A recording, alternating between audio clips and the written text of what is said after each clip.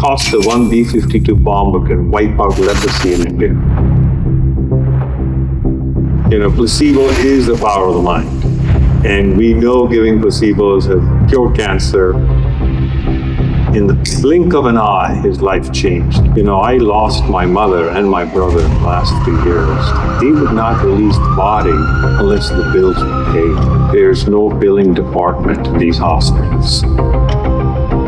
Draupadi goes through this dishonor and she finally meets Krishna. She asks Krishna, why didn't you come right away? St. Francis comes 1200 years late and he has stigmata.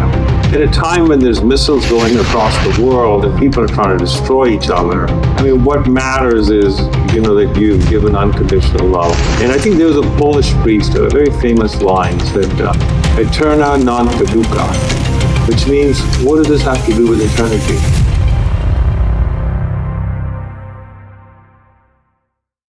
Dr. Anil Nanda, a pioneer in neurosurgery, is Vice President of the American Academy of Neurological Surgery and Editor-in-Chief of the World Federation of Neurological Societies Journal since 2023. His deep bond with Bhagawan dates back to the 1970s. Well, firstly, I feel enormously blessed every time I come to this heavenly abode, because I feel that everything I am, or the little that I've accomplished, is because of Bhagawan Baba's grace. So I feel an enormous sense of gratitude whenever I come here. I think that's an important message to get out to the world, that there's no billing department in these hospitals. That at a time when there's so much emphasis on finances, especially in India. I lost my mother and my brother in the last 3 years. And I thought it was very poignant that they would not release the body unless the bills were paid. And I thought that was very harsh, And then I reflected on that, and like in Swamis hospitals, they don't have any. And I think that compassion and love is so important that in medicine we've forgotten that. I'm told that, certain cases, they will not do the operation because people don't have the funds for it. And they will not do the bypass. So you don't have that here. And I think a message of hope and optimism is what Sai Healthcare conveys. There's skeptics who will say, well, this is not feasible, this cannot be done. But the proof of the pudding is this has happened and it's gone on for a quarter of a century now. And it's only getting better. So, we have proven to the cynics and the skeptics who would say healthcare is a profit-oriented business and that's all it is. And I think Swami has reminded us in his own inimitable way that it is love and compassion that fuels this. And if you have the right team and the right approach and you get dedicated professionals, that because this is the profession of the calling, you know what I mean? And it's a healing profession and there's altruism involved. And, some of the physicians could quadruple their salaries if they went elsewhere.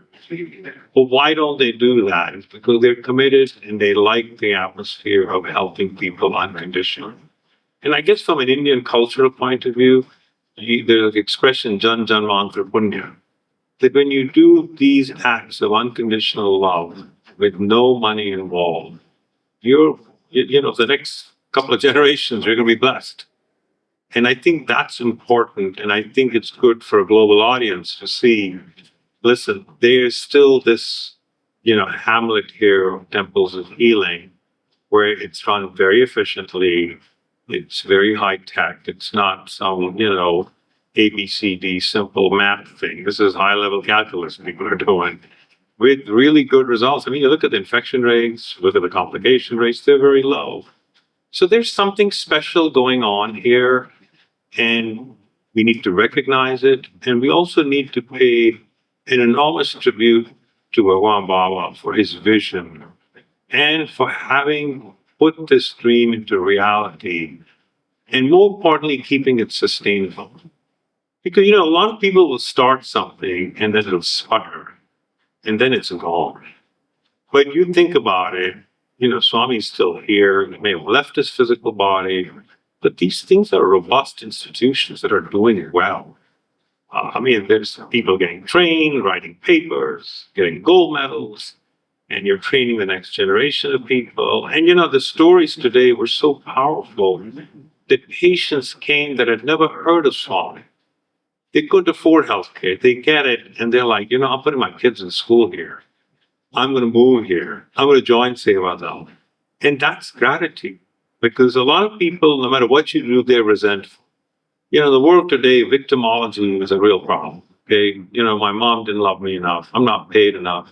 The job isn't good. At a time when there's missiles going across the world and people are trying to destroy each other, and the leadership in many of the countries is not exactly altruistic or noble. This is a great message. This is a message. This is a timeless and immortal message. You know what I mean? It's not anything different than what Lord Rama taught us or what Lord Krishna taught us. And I just think it was invigorated by Swami in a beautiful way. And so many of us were blessed to experience that, that we could have bathed in that grace, that we could have the fragrance of devotion through him. You see somebody who's 25 years old and he's quadriplegic. In the blink of an eye, his life changed irreversibly. Or, I have to go and tell an 18-year-old's parents that their daughter that they loved and nurtured is brain dead. Or tell somebody at 50, you've got a brain tumor, you got 6 months to live. So I think in our field, we are constantly subjected to these vicissitudes of fortune, where your life changes in the blink of an eye. And all you can say is, but for the grace of God. And I think that's where Swami's message is really, really important. That, I'm with you, I'm in you, I'm around you. I read that line every day without fail. Because even though I know it's true, I don't practice it enough. I don't think any of us practice. And I think that's so important. So true, sir. Now, how do you think we can replicate what is happening in these institutions elsewhere? Jesus only had 12 apostles. Okay, there were 12 apostles, and there's 1.2 billion Christians now. And one of his most effective apostles was Paul, who'd never seen Jesus. So I think there'll be many Pauls from this movement. I think there's people who have never seen Swami. And I know somebody in New Jersey, and Vibhuti comes in their picture. She never saw Swami. And yet her faith is ratified. You know what I mean? I think there will, with his grace, there will be people. I mean, you look at Shirdi today, 50,000 people who are there every day. You know what I mean? So I think the movement will blossom. It will grow, and it will be exponential. The science of medicine, this is the bone, it breaks, put a plaster around it. But the art is sitting down, making eye contact, putting their hand on the shoulder, holding their hand, and giving them hope. We're going to get you better. We're going to get you to a better place, And the line I always tell my patients is, this will be in your rearview mirror. Don't worry. We'll get you there. And that's where the healing comes in. I think that's where Swami teaches us that you must have love, you must have compassion. And like I said there, Keenan was a theologian who said, mercy is entering into the anarchy of another. And in healthcare, every day we enter into the anarchy of another person. And I feel that way, but every day I operate. Could I have done anything better? Did I make a mistake? Because if you don't have that self-reflection, I don't think you improve, Absolutely. Self-reflection is so important. And the mind plays a big role in the healing of the patient as well, isn't it? Placebo is the power of the mind. And we know giving placebos have cured cancer. Now, it doesn't work all the time. But it gives us an inkling that the mind is a powerful healer. And in the right circumstances, it will make a difference. Can I ask you, were there instances where you saw something which left you completely astounded? It's something called aneurysms, the little bubbles in the brain. And, nowadays we fix them to the groin. But, I did like 1,000 of those. And they would burst sometimes. And I think when I spoke in 2005, I talked about that. And the example I gave is, when Draupadi goes through this dishonor and she finally meets Krishna, and, the miracles happened, she's saved her modesty, and she asks Krishna, why didn't you come right away? And Krishna is very nutcut. So he says, you said Dwarka Maya, and I had to come all the way from Dwarka. If you'd said Hridayavasi, I would have been there right away. So whenever I get a complication in the OR, I'm like, listen, I'm saying Hridayavasi, bail me out. And he always does. Oh. I will say that. I had 3 ruptures in the last month. Every time I'm okay, sorry, gotta bail me out on this one, I'm nobody. This is you who's gonna bail me through. And every time patients, and these were older patients with big blood clots and coma, and everything bursts and hell breaks loose. And all I'm thinking of is, Swami, get me through this. It's your hands. You're gonna, and it works. I mean, I really believe every time I've been in a jam, nothing works like prayer. And there are people who are atheists, they don't believe. I believe. I'm like, this is. I never tell the patient. Patients get happy. I'm like, don't thank me. Thank the big man. With grace. I'm a punctuation mark. You know what I mean? Wow. I think as you grow and accomplish more things, you also see how someone else is making things happen for you. And then all these worldly achievements don't mean much after a while, isn't it? I mean, what matters is, that you've given unconditional love, that you've practiced loving kindness, that you've been important to the people around you. And I think that's the biggest gift of Bhagawan Baba, that he put in these spiritual genes in us at a young age. So this Sathya, Dharma, Shanti, Prema, it's in your chromosomes. You may fight it. I probably fought it when I was younger. But as I got older, I was like, this is the most supreme gift there is. And I think the gift of faith is phenomenal. Because you can beat anything. We all go through vicissitudes of fortune. You go up, suddenly somebody says, this is bad or that's bad. And you think, oh my God. And then you realize, it's okay. We're going to be fine. You get through. Sometimes we are bogged down in trivia on Instagram or Facebook or some of the stuff. That's the rules of grammar. That's not going to give you salvation. You know what I mean? And I think there was a Polish priest, a very famous line, said, Eterna non caduca, which means, what does this have to do with eternity? And you have to ask yourself, you missed the train. My flight got canceled when I was coming here. And so I didn't know if I was going to make it, so I arranged I came. Like, what does this have to do with eternity? You know what I mean? Such a powerful phrase.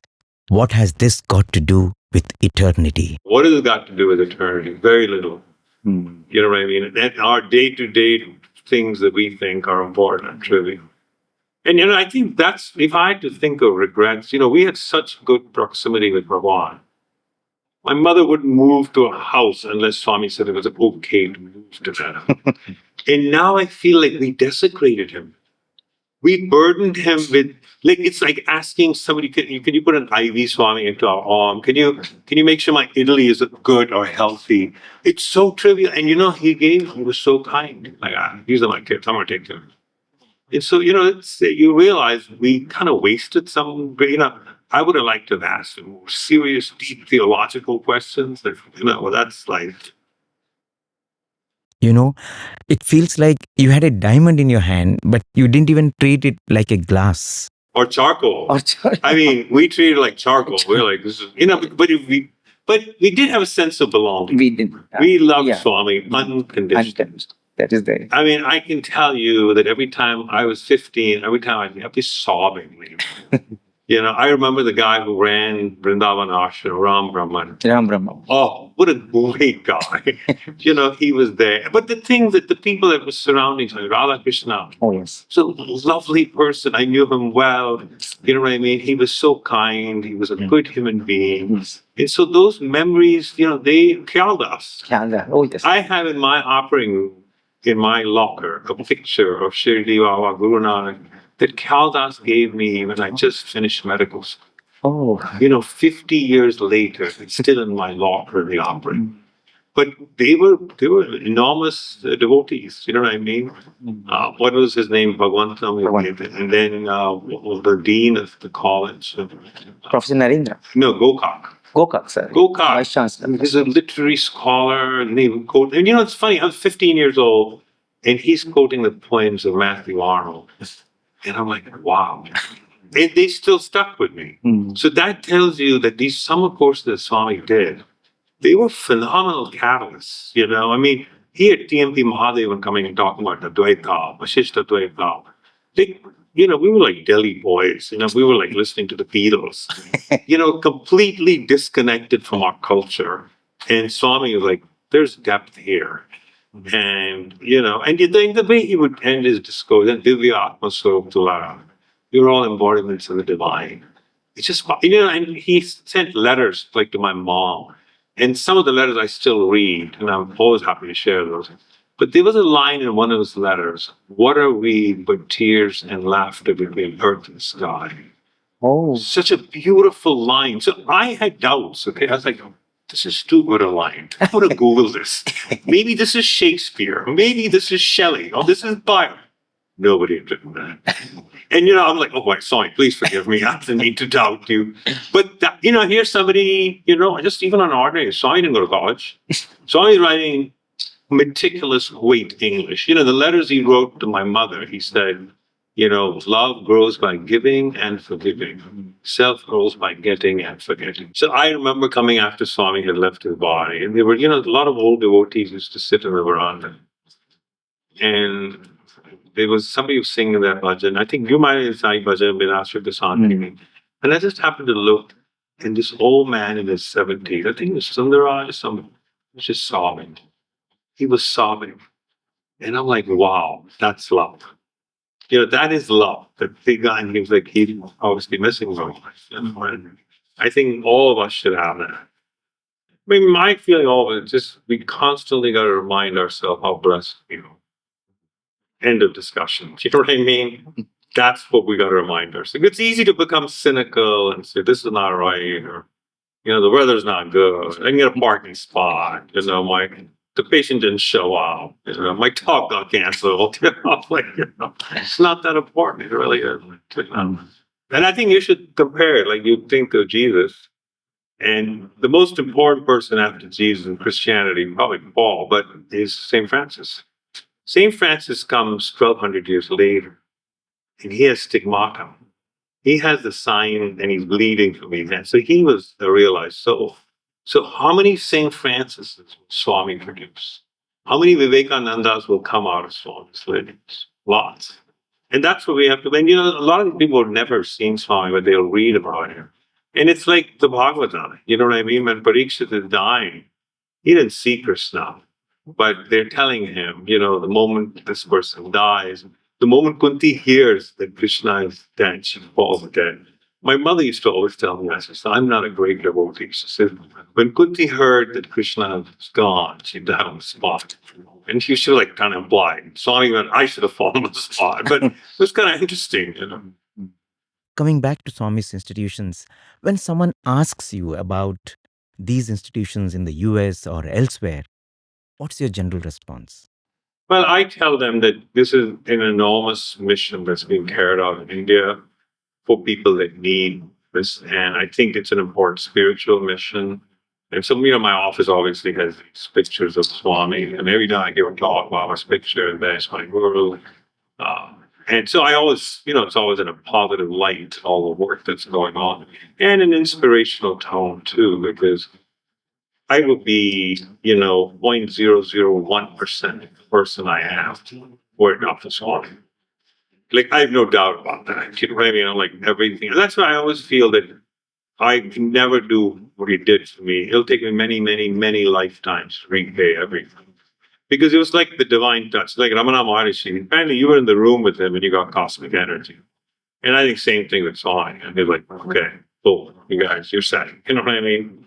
And I think it's a great gift. It really is. And I just feel grateful that at least I can articulate some of these things and let people know that he was a catalyst, very powerful spiritual catalyst that uplifted, probably millions of people, And I think we are still seeing only the tip of the iceberg. Oh, I agree. And I think, but you got to remember you look at Islam, Muhammad comes, look at keeps going. So I think, and you look at Shirdi's got, tons of people still going there. And I think we just need to focus on the mission, just to do good deeds, and simple things. And also, that's what I said there, like, they will know we are Christians by our love. It's a beautiful hymn. And I said, they will know we are Sai devotees by the way we treat people. Whether we are humble, whether we're kind, whether we're grateful.